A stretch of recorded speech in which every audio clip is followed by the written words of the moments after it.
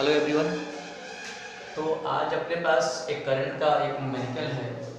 Find the equivalent resistance between point A and B. एक numerical है आपका, एक पॉइंट ए है, एक पॉइंट आपका बी है।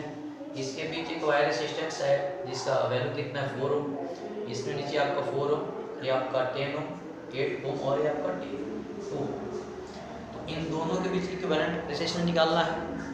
तो इस तरह की प्रॉब्लम को हम लोग ऐसे सॉल्व करते हैं कि जहाँ जहाँ यहाँ पे ज्वाइंट पॉइंट दिखाई दे रहा है, जैसे यहाँ पे ज्वाइंट पॉइंट है, एक पॉइंट यहाँ पर है, तो इसको कुछ वैल्यू हम लोग लिख लेंगे आपका यहाँ पर x, और इसको क्या डिनोट कर दिए y, और इसको हम ऐसे लिखेंगे ये पॉइंट यहाँ पर a है, ये पॉइंट b है, और जो वैल्यू हम लोग यहाँ पे ये जो पॉइंट डिनोट किए हैं आपका x और y, इसको यहाँ और यहाँ और जिस पॉइंट के अक्रॉस जो रेसिस्टर यहाँ पे कनेक्टेड है उसको यहाँ पर लिखेंगे। जैसे देखो a और x के बीच कितना है आपका 2, तो यहाँ पर a और x के बीच कितना है 2, मतलब यहाँ पे जो रेसिस्टेंस होगा ये आपका कितने होगा 2 होगा। सही है।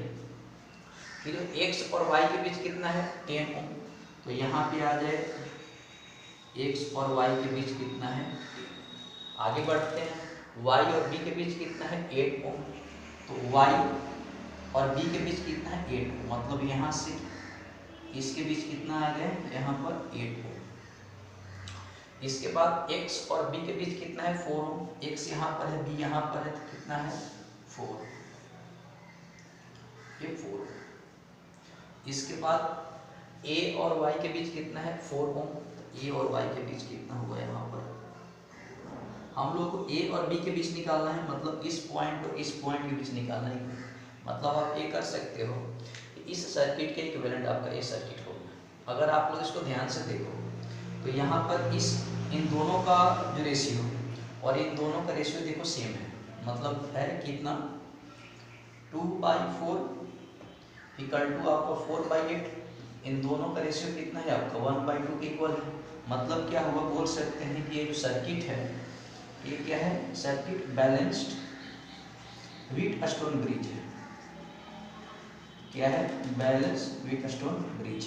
और कहीं पे कंडीशन किसका है, बैलेंस व्हीटस्टोन ब्रिज का, और कहीं पे कंडीशन है तो हम लोग क्या बोलते हैं कि ये जो मिडिल में जो सर्किट दिखाई दे रहा है इसमें आपका कोई भी करंट नहीं, यानी इसमें करंट वैल्यू कितना है आपका 0। तो जब ये 0 हो गया इसका मतलब यहाँ से बोल सकते हैं अब इसको इस सर्किट का इस रेजिस्टेंस का कोई वैल्यू नहीं है।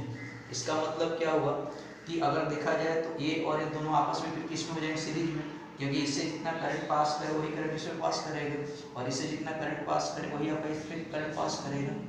यानी बोल सकते हैं, इसको हम मिटा देंगे, यानी बोल सकते हैं कि अगर ए और ये दोनों सीरीज में हुए तो करंट कितना हो गया 4 और 2 कितना हुआ 6 ओम, मतलब ऊपर कितने होगा, ऊपर हो जाएगा आपका 6 ओम का, नीचे कितना होगा 8 4 12 कितना, नीचे का जो रेजिस्टेंस होगा कितना होगा, ये पॉइंट बी और ये पॉइंट आपका ए। अब सिंपल हो गया। अब फिर दोनों आपस में किस में हो जाएंगे, पैरेलल में क्यों होगा, क्योंकि दोनों के क्रॉस पोटेंशियल डिफरेंस कितना है, सेम है। तो जो पोटेंशियल डिफरेंस अगर सेम होगा तो आर इक्वल निकाल सकते हैं। फार्मूला क्या है, 1/r इक्वल टू कितना होता है 1/r1 प्लस 1/r2, यानी 1/r इक्वल टू 1/12 प्लस 1/8। 12 और 8 एलसीएम कितना हो जाएगा, यहाँ निकाल दो चुपचाप। 12 8 एलसीएम कितना होगा 4 4 12 4 9 8, कितना हो जाता है 3 6 24। तो 24 हो गया, ये 2 टाइम्स, और ये कितना टाइम्स हो गया आपका 8 3 8 8 3 24, 8 3 24 होगा, 12 24 3 2 5। ये इस केस में कितना हो जाएगा, आर इक्वल टू कितना हो जाएगा 24/5, कट के कितना आ जाएगा यहाँ पे, और यहाँ पर कट के कितना, सॉरी यहाँ पर मिस्टेक हो गई थोड़ी सी, यहाँ पर 8 नहीं यहाँ पर 6 है, सॉरी यहाँ पर क्या है 6 है, 6 है तो कितना होगा यहाँ पर 12 हो जाएगा, यहाँ पर इसका